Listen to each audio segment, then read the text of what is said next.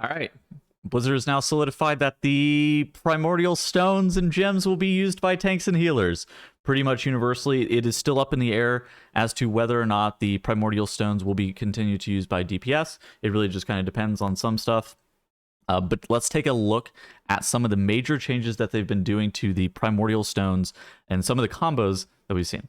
So basically, as of about, I don't know, 2 hours ago or so, maybe an hour ago, Blizzard has started to buff a lot of the primordial stone effects. They've nerfed a couple, such as the Bloodstone and the Humming Arcane Stone, which I made a video about yesterday.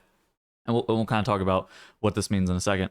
But a lot of the stones ended up getting their effects buffed, particularly the tank and healer ones, meaning that tanks and healers are going to be running this ring for an extended period of time. They're going to be running it pretty much this whole entire tier.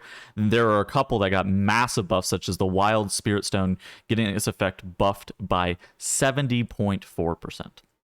And so let's talk about what this means. So yesterday I talked about an effect which had the Twilight Stone plus the Desirous Bloodstone plus an additional proc, which, I mean, I called the Humming Arcane Stone, but such as an additional proc stone as something that is potentially a very positive thing for a lot of DPS specializations, and definitely going to be something that you're looking to use as like a tank.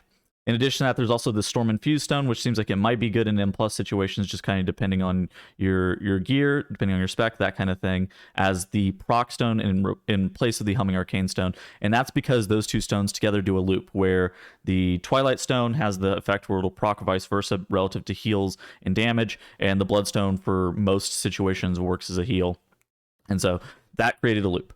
Now, Blizzard's decided that instead they are going to be buffing a bunch of the stones, which, again, as I stated at the very beginning of this video, is really interesting for healers. And I've come across something that is very interesting. LFR Razageth log mostly just ran in circles to see what it could do. 37,000 raw HPS from Wild Spirit plus Windstone. Windstone only applies when running forward, backwards, and strafing does not trigger it. And our healer was doing this last night in Raid, and it was actually doing a decent amount of healing, but I didn't fully understand what was going on. And so here, I pulled the log here, and I'm kind of looking at what's going on. And if you take a look at this log, this Wild Spirit Stone is doing 33,000 HPS with 62% overhealing, by the way. I was looking at it earlier. This thing is doing 62% overhealing in addition to that. So basically what he's doing is he's running this Wild Spirit Stone, and the Wind Sculpted Stone procs the Wild Spirit Stone over and over again, because the Wind Sculpted Stone rallies the movement speed, and every single time the movement speed stacks on players, it restores healing of the 5 nearest by allies for 7 seconds. And it just chain procs the hot over and over again and does an absolutely ludicrous amount of healing.